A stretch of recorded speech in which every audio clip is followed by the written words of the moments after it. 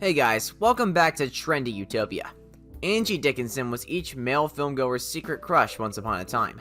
She danced onto the Hollywood scene as a Rat Pack's female companion and continued a long-term relationship with Frank Sinatra, an illicit one. Over a quarter century ago, Angie shocked the world when she strolled off from a TV show, leaving her host, friends, and family stranded on the set.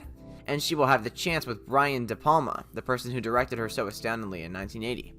Rather than meeting with Palma, they inquired the entirety of Dickinson's nearest family, companions, and associates. We've Hope even left after a supper with President Ford and Colin Powell to go to the occasion.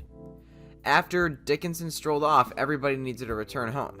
That was something that had never occurred throughout the entire existence of the program. When the press asked her about the incident, Dickinson clarified that as she would see it, rather than collecting that load of individuals to go on and on with regards to her, the show's coordinators ought to have rather gotten ready for everybody to do the specific inverse, so she might have had the chance to discuss their significance, the kind of personality that she has. Besides, Angie Dickinson has shown up in more than 89 movies and TV motion pictures and over 100 TV credits added to her repertoire.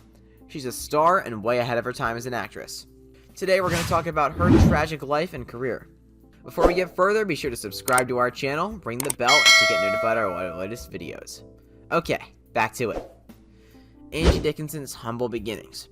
She was born in North Dakota in the little German-settled grassland town of Kulm, spending most of her youthful years in a much more modest town called Edgeley.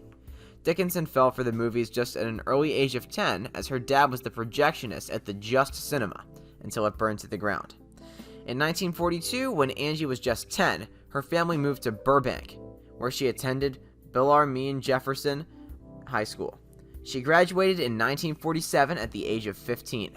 A year prior, she won the 6th annual Bill of Rights essay contest. Then she went to Immaculate Heart College in Los Angeles and later to Glendale Community College to continue her studies. In 1952, Angie wedded football player Quality Dickinson. In 1954, on her father's recommendation, she decided to become a writer. However, she abandoned this fantasy in the wake of winning her first beauty contest. After earning her degree, Dickinson started work as a secretary in Burbank Airplane Parts Factory for a couple of years. In 1953, she entered the Miss America contest. In August of that year, she was one of the 5 champs in a beauty contest put on by NBC, and consequently showed up in a few assortments of TV shows. A star is born. Angie handled her previously nibbled part in a Warner Brothers film in 1954. From that point onward, she accomplished TV distinction after featuring in the 1955 series The Millionaire. After a couple of years, when Angie showed up in the 1959's Rio Bravo, her prosperity then, at that point, kept on moving until she was at the fate of the country's top stars. In 1960, Angie's relationship with her husband Gene Dickinson wasn't going so well, so they decided to go for a legal separation. In the wake of separating from him, Angie kept her wedding name. In 1965, she wed Burt Bacharach. They stayed married for a very long time, albeit later on in their union they had a time of detachment where they saw others. Angie Dickinson's reputation rose. Even at the age of 90, she still receives a lot of scripts. Maybe the world considers her to be the youth and attractive celebrity that she used to be. Although she's getting up there in years, Dickinson is still beautiful. But she ordinarily apologizes for done having the Angie look any longer. However, regardless of what she asserts, Dickinson has it. Angie was the top choice of David Thompson, who was a Hollywood film historian. According to him, Dickinson was the entertainer who was consistently solid at what she did. For some time, maybe she could have done a lot more than she wound up doing. Yet, even though she always lost an Academy Award or accomplished the very sort of hotshot status that people like Marilyn Monroe or Elizabeth Taylor did.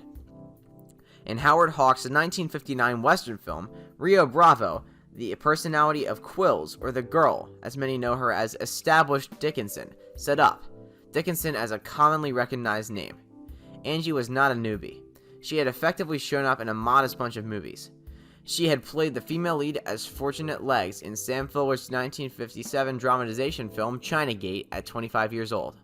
Her presentation in that film was remarkable, and she was overflowing with certainty that verged on grandiosity. Well guys, that was it for this video. What'd you think about it?